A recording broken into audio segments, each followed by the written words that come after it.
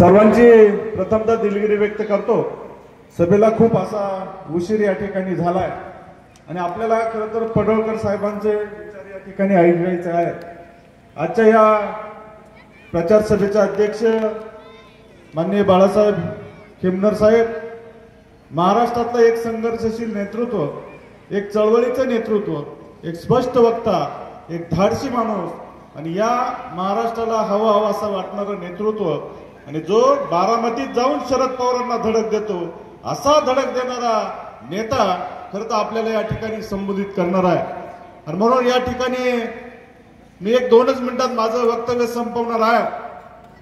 या ठिकाणी भारतीय जनता पार्टी, शिवसेना, राष्ट्रवादी, रासप, मनसे या महायुतीचे अधिकृत उमेदवार सदाशिवराव लोखंडे साहेबांना धनुष्यबाणावर मत द्यावं आणि म्हणून हा मताचा जोगवा मागायला आम्ही खरं तर या ठिकाणी आलोय।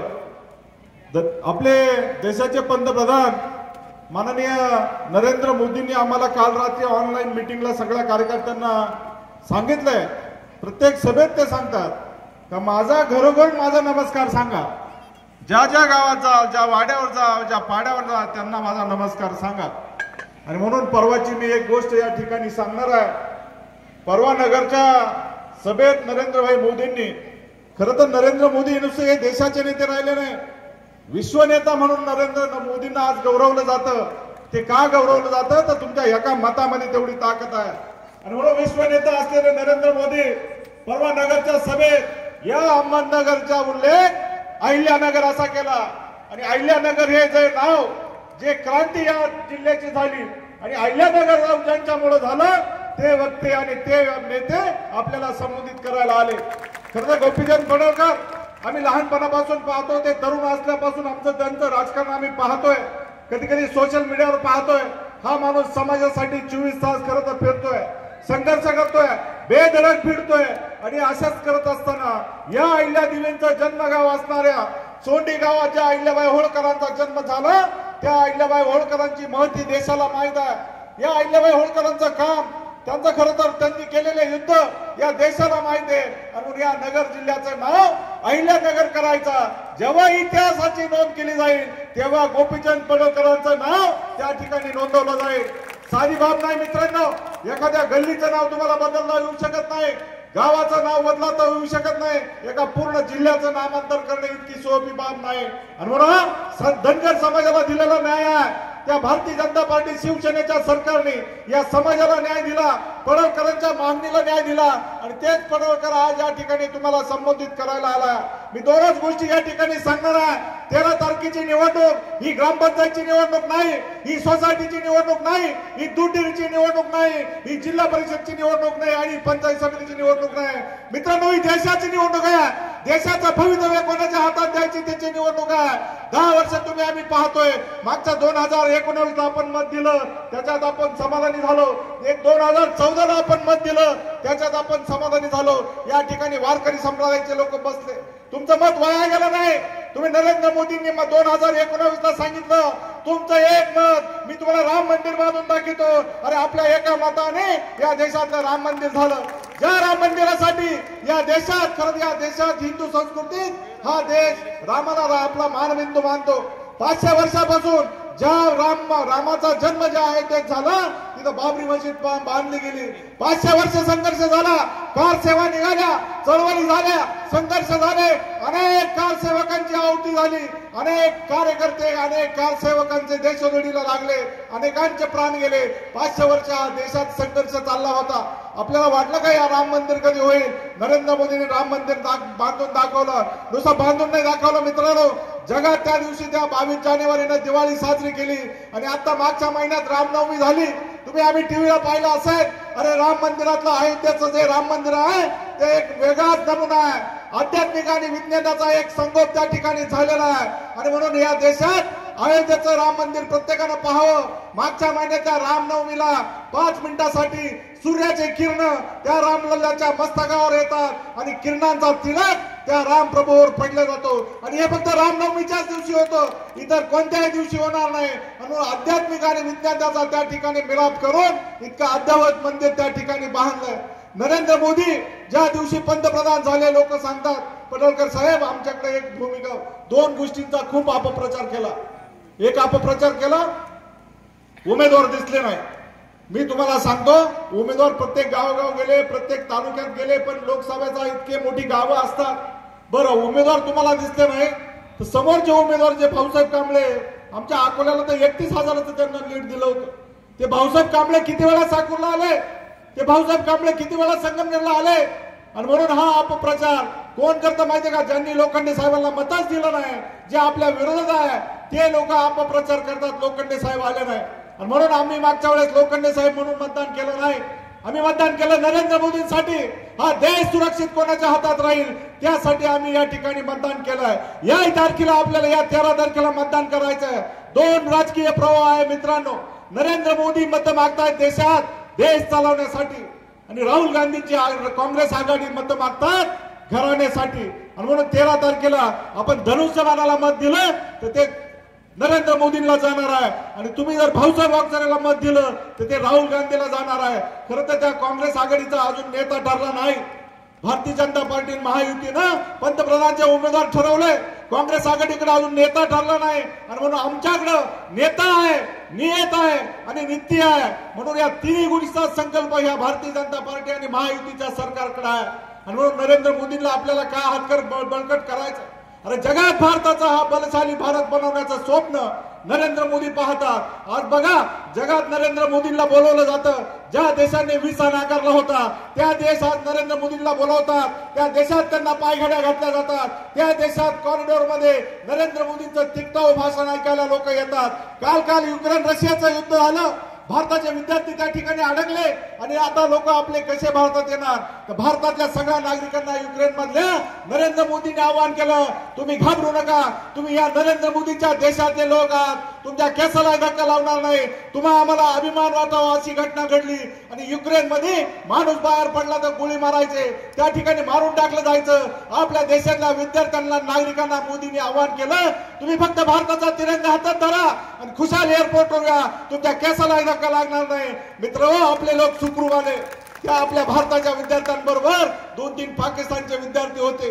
अरे ते म्हणले, तुम्ही जासाल सुखरूप, आमचं काय, आमच्या देशाचा झेंडा हातात धरला तरी आम्हाला मारून टाकतील, गोळी घालतील. मग या आपल्या भारतातल्या विद्यार्थ्यांनी डोकं लावलं. तुम्ही म्हणे तुम्हाला जगायचं असेल, जिवंत जायचं असेल, भारताचा झेंडा हातात धरा. अरे त्या पाकिस्तानच्या विद्यार्थ्यांनी सुद्धा भारताचा झेंडा हातात धरला आणि सुखरूप एअरपोर्टवर गेली. ही ताकद नरेंद्र मोदींनी या जगात निर्माण केली. वाकडी नजर कोणाची पाहण्याची या भारताकडे कोणाची नाही. मित्रांनो, 10 वर्षापूर्वीचा काळ आठवा. अनेक दंगली व्हायच्या, अनेक ठिकाणी दहशतवादी हमले करायचे, अनेक आतंकवादी या ठिकाणी हमले करायचे. 10 वर्षात या देशात एक दंगल झाली नाही.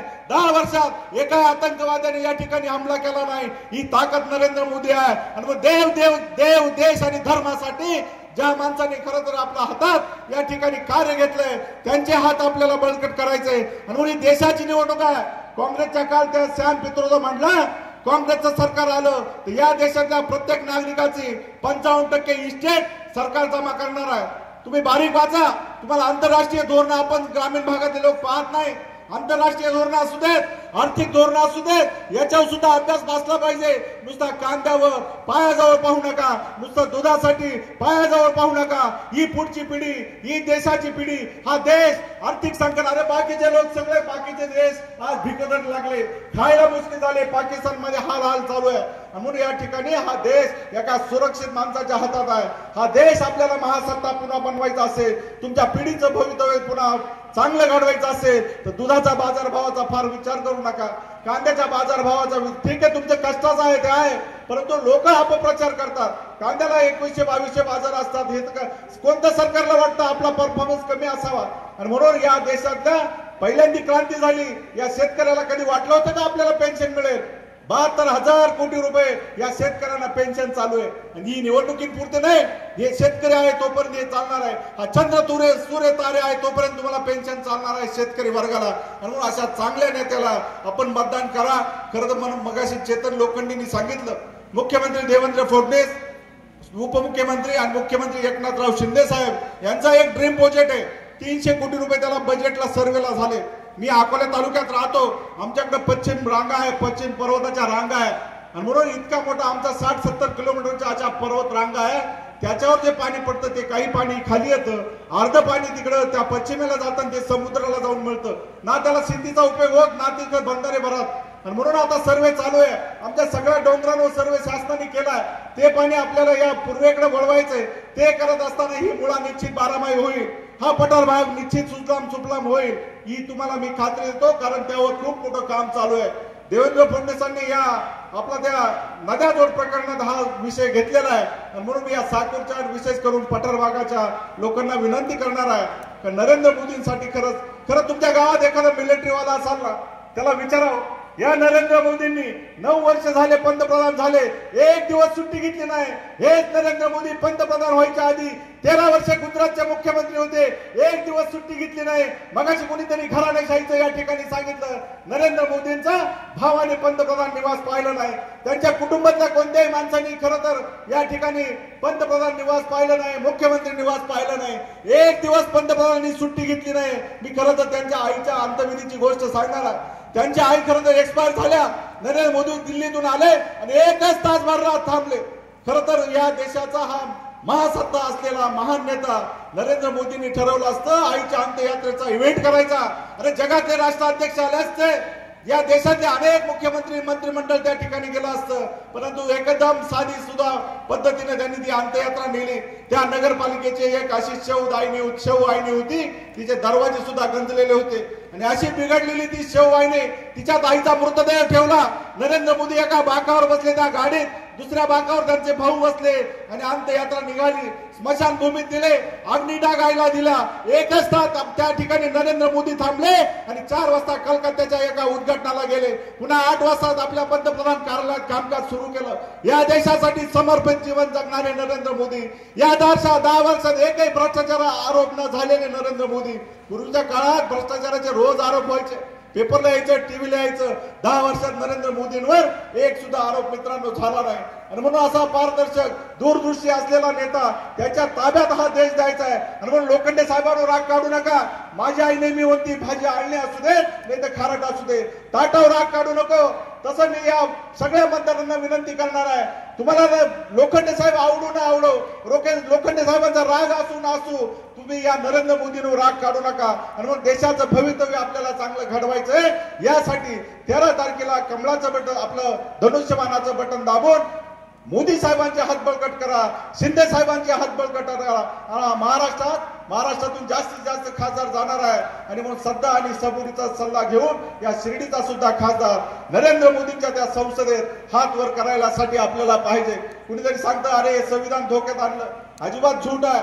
संविधान नरेंद्र मोदींचं पहिलं भाषण, पहिलं पंतप्रधान झाल्यावर या देशात मी रामाचा ग्रंथ जेवढा मानतो, रामायण ग्रंथ जेवढा मानतो, गीता ग्रंथ जेवढा मानतो, तेवढंच हे संविधान मला महत्वाचं आहे. आणि मग चंद्र सूर्य तारे असेपर्यंत या संविधानाला कोणी हात लावणार नाही, ही घटना देशाची कोणी बिघडू शकणार नाही. आणि म्हणून लोक अपप्रचार करतोय, परंतु नरेंद्र मोदींना या देशवासियांची कळकळ आहे. म्हणून मी कळकळीची विनंती करतो, 13 तारखेला धनुष्यबाणाच्या बटनापुढील बटन दाबा आणि लोखंडे साहेबांना पुन्हा एकदा मोदींसाठी संसदेत वर हात करणारा लोकप्रतिनिधी पाठवा, हीच कळकळीची विनंती करतो. माझे 2 शब्द संपवतो. जय हिंद, जय महाराष्ट्र.